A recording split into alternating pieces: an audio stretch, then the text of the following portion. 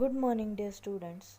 Today we are going to learn subject science, lesson 14, light and the formation of shadows, part 1. वस्तू दिसण्यासाठी आपल्याला लाईटची गरज असते. लाईट अँड शॅडो याचा संबंध अगदी जवळचा आहे. या लेसनमध्ये आपण लाईट अँड शॅडो फॉर्मेशनचा अभ्यास करणार आहोत. Can you tell? Can we see anything in total darkness? गडद अंधारामध्ये आपल्याला वस्तू दिसतात का? तर नाही. What helps us to see the objects around us? सभोवतालच्या वस्तू आपल्याला कशामुळे दिसतात? लाईटमुळे. What does the light in each of the pictures originate from? या प्रत्येक चित्रामध्ये कशापासून लाईट मिळत आहे? पहिल्या पिक्चरमध्ये सूर्य प्रकाश देतो आहे. दुसऱ्या पिक्चरमध्ये इलेक्ट्रिक बल्बपासून आपल्याला लाईट मिळतो आहे. तिसऱ्या याच्यामध्ये फायरफ्लाय पासून लाईट मिळत आहे आणि फोर्थ याच्यामध्ये कॅन्डलपासून लाईट मिळत आहे.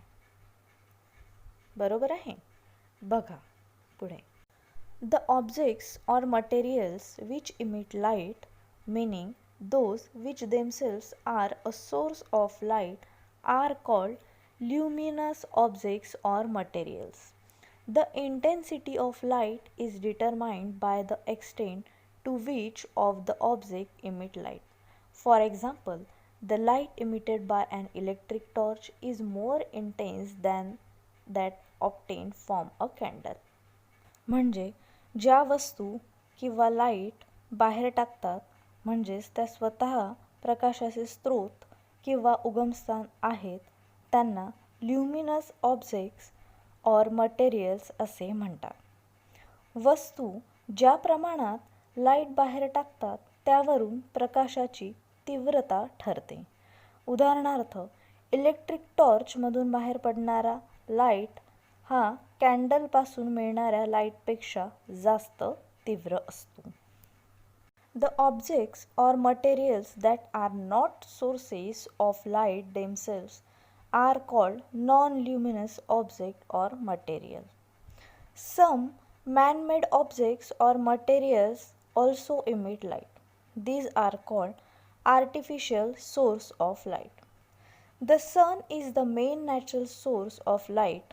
Other stars seen in the night sky, fireflies, some anglerfish as well as honey mushroom are natural source of light. ज्या वस्तू किंवा पदार्थ स्वतः प्रकाशाचे स्रोत नाहीत त्यांना non luminous object or materials असे म्हणतात. काही मानवनिर्मित पदार्थ किंवा वस्तू प्रकाश देतात त्यांना आर्टिफिशियल सोर्स ऑफ लाईट असे म्हणतात. सूर्य हा प्रकाशाचा मुख्य नैसर्गिक स्रोत आहे. आकाशात रात्री दिसणारे इतर तारे तसेच अँगरफिश, हनी मशरूम हे सुद्धा प्रकाशाचे नैसर्गिक स्रोत आहेत. बघा नेक्स्ट.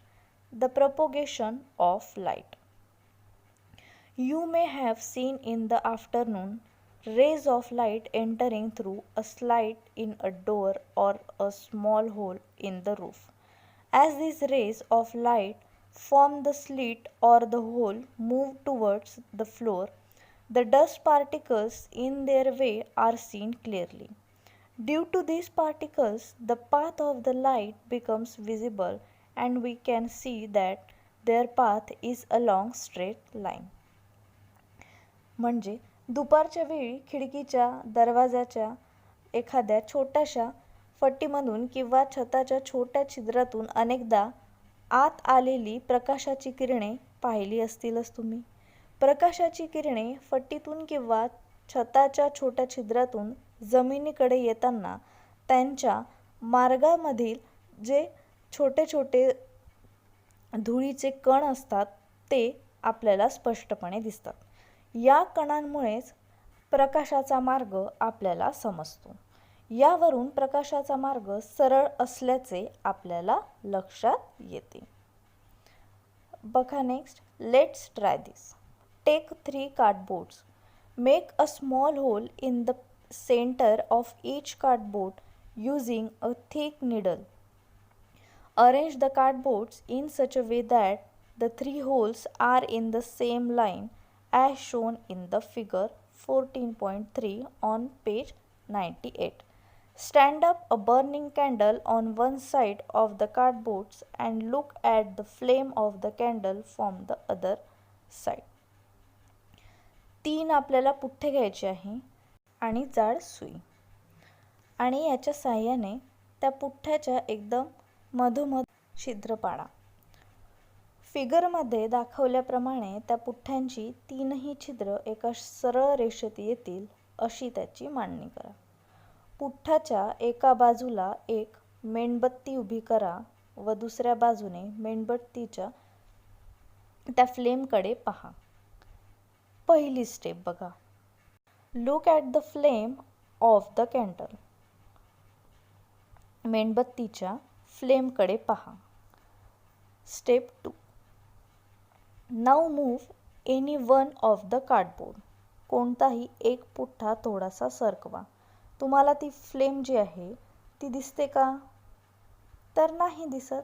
यावरून आपल्याला काय लक्षात येते की प्रकाशाचा जो मार्ग आहे तो सरळ असल्याचे आपल्याला लक्षात येते. म्हणजे light always travel in a straight line. Okay. बघा next. Let's try this. Take a straight tube that can be bent easily as shown in the figure. Place a burning candle on a stand and look at it through the tube. Then bend the tube and look at the candle again. What do you see? फिगरमध्ये दाखवल्याप्रमाणे सरळ पण सहज वाकेल अशी एक नळी घ्या. स्टँडवर एक पेटती मेणबत्ती ठेवा व नळीतून तिच्याकडे पहा. नंतर नळी वाकवून मेणबत्तीकडे पहा. काय दिसते? In which step is the flame of the candle seen clearly? Why? कोणत्या स्टेपमध्ये मेणबत्तीची जी ज्योत आहे ती तुम्हाला स्पष्ट दिसते आणि का?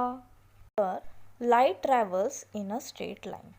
This is called the linear propagation of light. प्रकाशाच्या सरळ दिशेतील प्रवासाला प्रकाशाचे लिनियर प्रपोगेशन ऑफ लाईट असे म्हणतात. ओके. बघा आता next. Reflection of light. How do we see an object. आपल्याला एखादी वस्तू कशी दिसते?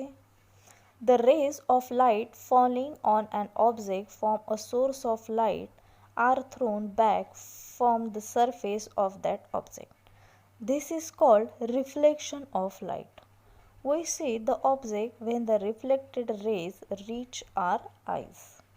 म्हणजे सोर्स ऑफ लाईट पासून वस्तूवर पडणारी रेज ऑफ लाईट वस्तूच्या पृष्ठभागापासून परत फिरतात.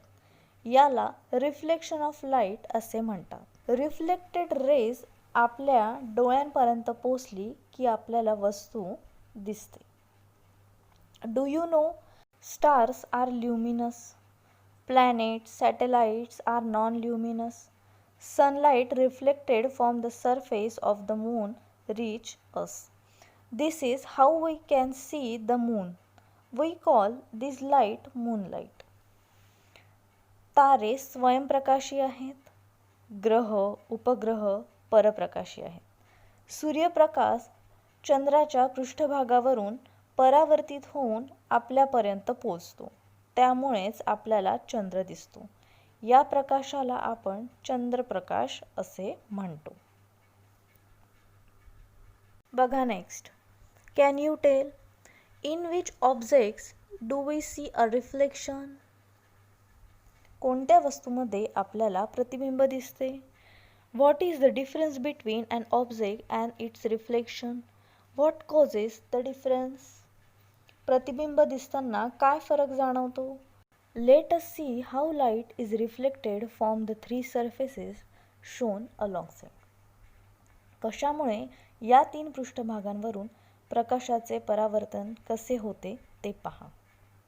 When you see your face in a mirror, the light reflected from your face falls on the mirror and gets reflected back again. That is why you see the image in the mirror. जेव्हा तुम्ही तुमचा चेहरा आरशात पाहता तेव्हा तुमच्या चेहऱ्यावरून परावर्तित झालेला प्रकाश आरशावर पडतो. तो पुन्हा आरशावरून परावर्तित झाल्याने तुम्हाला तुमचीच प्रतिमा आरशामध्ये दिसते. Do you see your image in a glass pane? You do, although it is somewhat faint. No image will be seen at all on a wooden surface. काचेवर तुम्हाला तुमची इमेज दिसते का ते पहा. तसंच ही इमेज काहीशी अंधुक तुम्हाला दिसेल, तर लाकडाच्या पृष्ठभागावर इमेज दिसणारच नाही. You may have seen your image form in surface such as a new steel dish, the glossy granite cladding of a wall and the still water in a lake. Make a list of other similar surfaces. Compare the images seen in them. Make a guess about the property of a surface due to which an image is formed. Discuss this with your teachers and parents. बघा, नवीन ताट, granite लावलेली भिंत, तलावातील स्वच्छ व स्थिर पाणी अशा काही पृष्ठभागांवर आपल्याला आपले प्रतिबिंब तयार झालेले दिसते. यांसारखे इतर पृष्ठभाग कोणकोणते आहेत हे आपल्याला डिस्कस करायचे आहे. ओके, बघा, images in a plane mirror. Stand in front of a plain mirror and look at your image in it. सपाट आरशापुढे उभे राहून तुमची इमेज त्यात बघा. Raise your right hand. Which hand of the mirror image is raised? तुमचा उजवा हात वर करा. आरशातील इमेजचा कोणता हात वर झालेला दिसतो?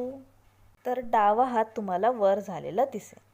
What change do you see in the image if you decrease or increase your distance from the mirror? तुम्ही आरशापासून अंतर कमी जास्त केल्यास इमेजमध्ये काय फरक पडतो? Is there any difference between your height and height of the mirror image? तुमची उंची आणि आरशातील इमेजची उंची यात फरक दिसतो का?